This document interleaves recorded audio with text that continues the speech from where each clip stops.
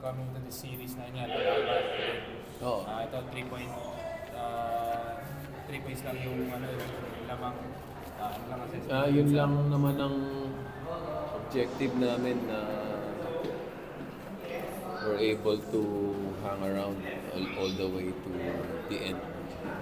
Pagdating naman ng end game, may chance ka kahit paano.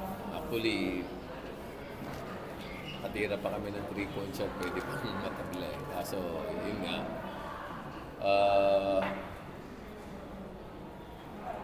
when you play San Miguel, your biggest problem naman talaga is your Junmar matchup.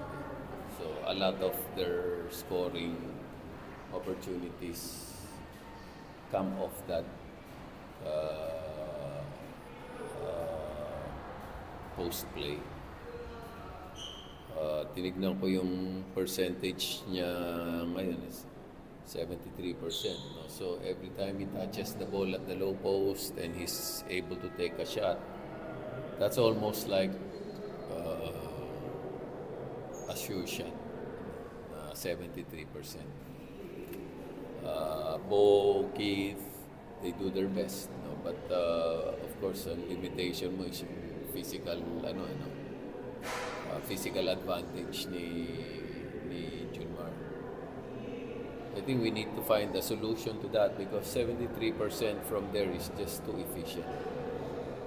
We have to make him work harder. Also, I'm not happy with the pace of the game today. No? I feel we should push the pace faster. We're not going to beat San Miguel playing half-court offense. So that's another area of adjustment is you want to push harder going down court of our transition to increase the pace of the game. Then the other thing is a 3-point game with 11 missed free throws. So we're just not making enough free throws for us not to beat ourselves. So we should be able to improve our percentage. See, percentage namin nasa 50 something, 58%, ay 60, low 60s eh. 64% free throws, 11 missed free throws. That's just not good enough, especially you go into the playoffs, semis. Games are going to be decided by a few points. So yun lang, in summary, siguro we have to find a solution and at least make Junmar work harder and not give up 73% when he's shooting the ball. Make a few more free throws. Maybe 64% is not enough. We should be shooting 80% at least. Free throws. Sayang, natatapon yung mga opportunities sa free throws.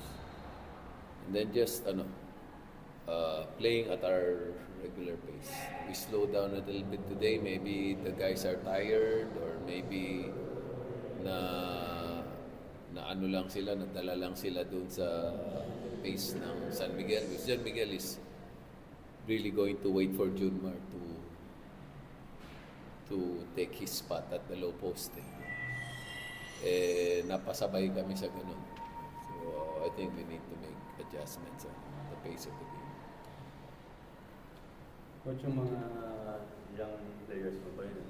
Hindi naman namalahin ko kung baga dahil first. Hindi naman sa tingin ko, no? San Miguel, 3-point game. Junmar at that kind of efficiency. I don't think ano sila, pero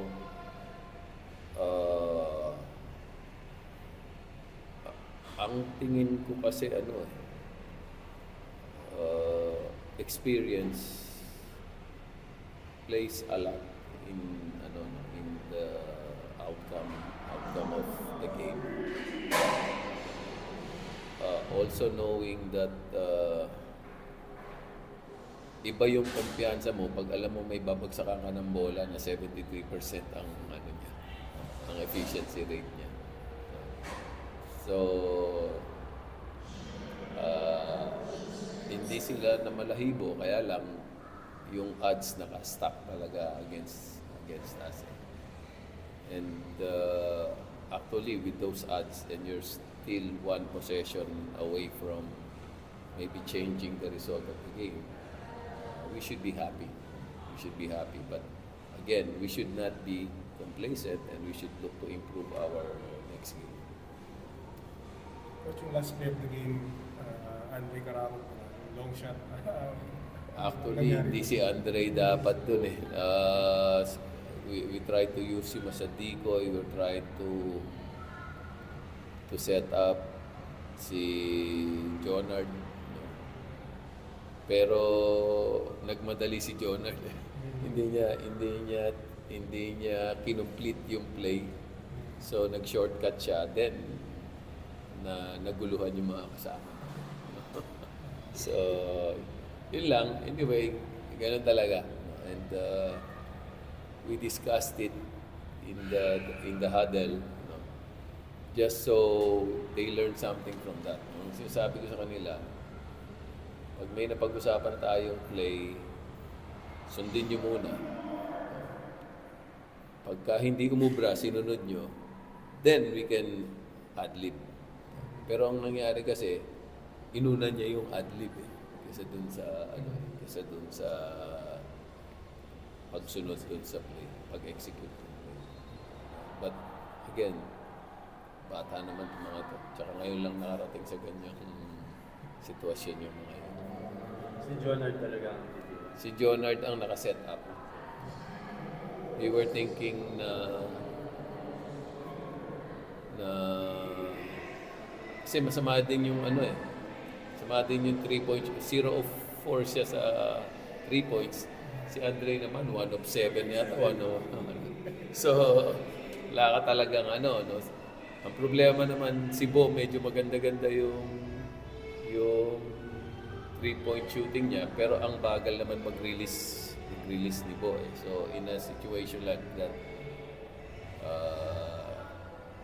Bo might not get open dahil hindi siya ganun kabilis mag-release ng bola. binubulan natin. Oo nga. So, yun. We took our chances, but that's still okay. No, hindi naman talaga lahat yan ma-exacto mo yung execution.